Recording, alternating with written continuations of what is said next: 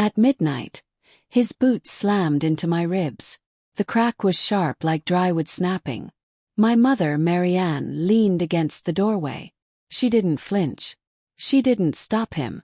She laughed. "You deserve this," she whispered, as if cruelty was a lullaby. My father, Gerald, bent low, his breath reeking of whiskey. "Pain teaches worthless kids their place," he spat. Worthless. That word cut deeper than the broken bone. But I bit down the scream because at that moment I wasn't worthless. I was awake.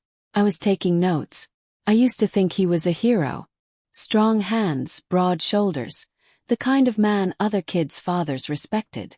Once he carried me on his back, told me I'd see the world higher than anyone else. I thought Mom adored him too. She'd light up when he entered a room. She wore her smile like armor. But that was the stage version. The light. Behind closed doors, the love vanished. His praise turned into orders. Her smile twisted into smirks. And me became the punching bag. The scapegoat for everything they couldn't face in themselves. The first time he hit me, I cried. The second time I apologized for making him angry. By the 10th, I stopped being surprised. Pain became routine. Bruises hidden under long sleeves. Silence became survival. But the night he broke my ribs, something shifted. I didn't cry. I didn't apologize. I memorized everything. His stagger, her laugh, the way he enjoyed breaking me down. And I knew, if pain teaches lessons, then I had finally learned mine.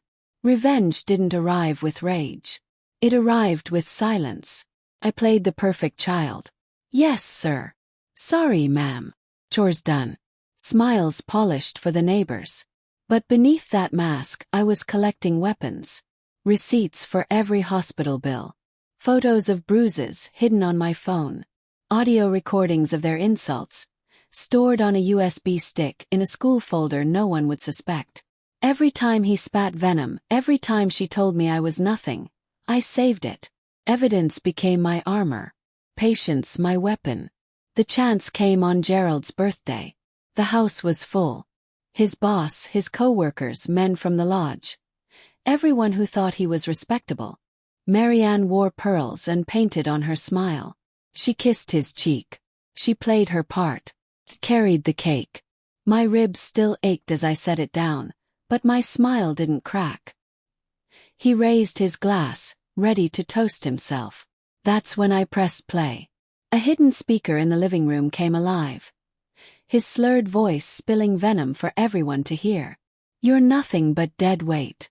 Pain teaches kids their place. You deserve this." And behind it, Mom's laugh. The room froze. Forks clinked against plates. His boss's grin collapsed. Marianne's pearls suddenly looked like a noose around her neck. Gerald's face drained pale. He lunged for the speaker. But I was already at the door, calm, steady, watching their empire burn. The fall. From respect to ruin. It wasn't enough. Not yet. The police report followed. Child Protective Services. Copies of everything sent anonymously to his boss, to the lodge, to the school board. Their image of power shattered in a single week. Neighbors avoided them. His friends stopped calling. Marianne's social circle dissolved. Then came the final blow, the arrest. Assault charges. The evidence undeniable. The courtroom smelled like dust and disinfectant. But to me it smelled like freedom. I sat tall, while Gerald squirmed under oath. Marianne tried tears, but the recordings shredded her lies. The gavel came down. Years in prison. Do you know what real power feels like? It isn't shouting. It isn't fists. It isn't fear. It's silence. It's the moment the man who swore pain would teach me realizes I learned more than he ever intended. That I took his lessons and forged them into knives. That I forced him and her to beg not for mercy but for dignity. They wanted me broken. Instead they built something stronger. The night after sentencing, I lay in bed. My ribs had healed. My scars hidden beneath skin. The house was quiet, too quiet. But in that silence I felt no fear. Only release.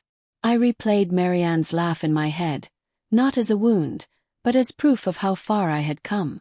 I remembered Gerald's words not as truth, but as evidence of his weakness. They wanted me to be nothing. Instead, I became their reckoning.